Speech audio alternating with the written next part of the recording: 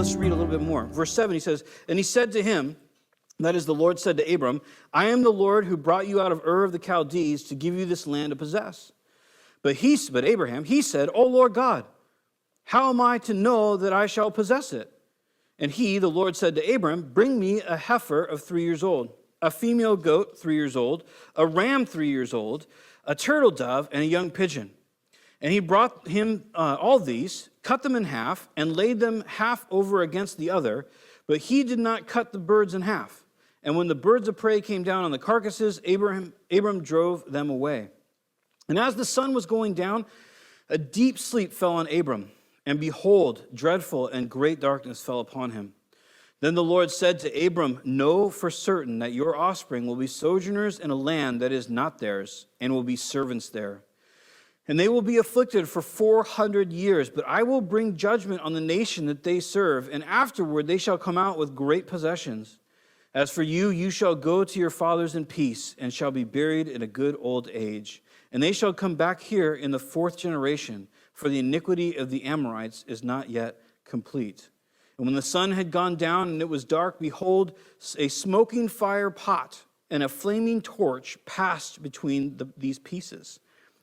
And on that day, the Lord made a covenant with Abram, saying, to your offspring I give this land from the river of Egypt to the great river, the river Euphrates, the land of the Kenites, the Kenizzites, the Kadmonites, the Hittites, the Perizzites, the Rephaim, the Amorites, the Canaanites, the Girgashites, and the Jebusites. So all the ites get wrecked.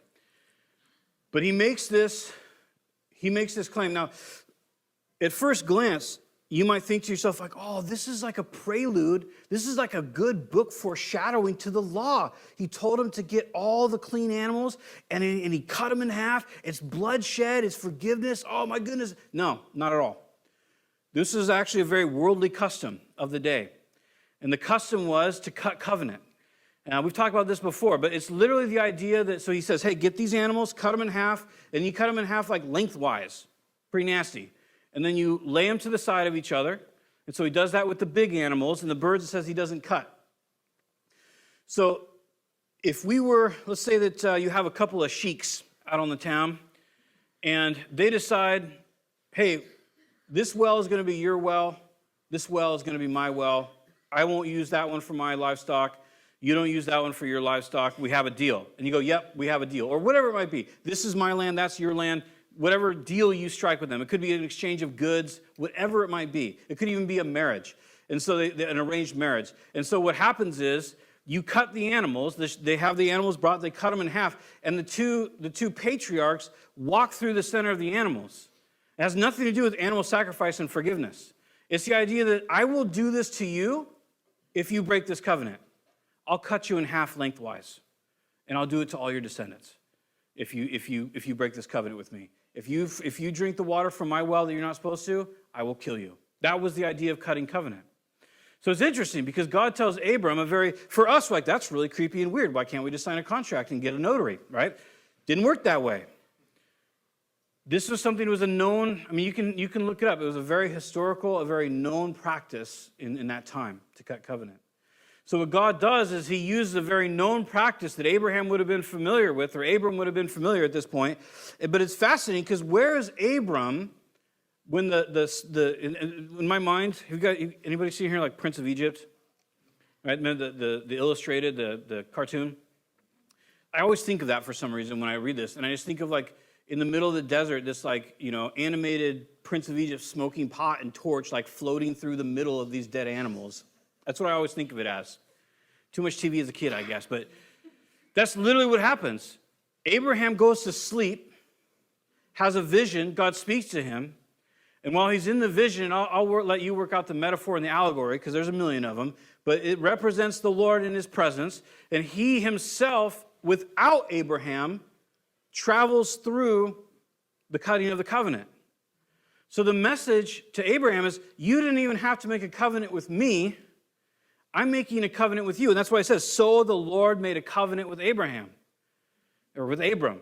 In other words, the Lord is showing Abram, you can do this to me if I don't fulfill this covenant to your children. That's pretty wild. It's a pretty intense idea that God is saying, I am going to do this, and this is how serious, I want you to know how serious I am about what I'm telling you, Abram. That you're right with me because you believed me, and now I've demonstrated it to you in a way that you can understand. And so he cuts covenant with him. It's fantastic. It's amazing because this is who the Lord is. He's not trying to be cryptic to Abraham. He's not trying to be tricky with Abraham. There's no shadow of turning with the Lord. He's saying, I'm going to do this great thing, and all the people of the world are going to be blessed. And so Paul uses this as an example for how Abraham trusted God, and he was right with God because of it. And so it should be a very graphic point. Let's flip back there to Romans.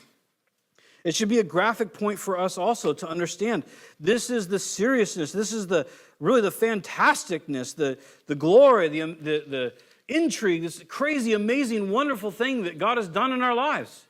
That we have, that's the example of the kind of faith. Like, I said I'd super bless you. I'm 100% in. All right, we're right. And I'm going to do it no matter what. I'm going to do it in your life. I'm going to work it out. In Romans chapter 8, Paul is going to tell us that we too, as believers, that we have a destiny, and it's to be conformed to the image of Christ. We talked about that last week. So also, Abraham had a covenant from God. This is what I will do. I will bless all the peoples of the earth through you, and your children will be as the stars of the sea, the stars of the sky, the sand of the sea. And he says, I'm going to do it. And so he says with us, I'm going to conform you to the image of our son, of my son.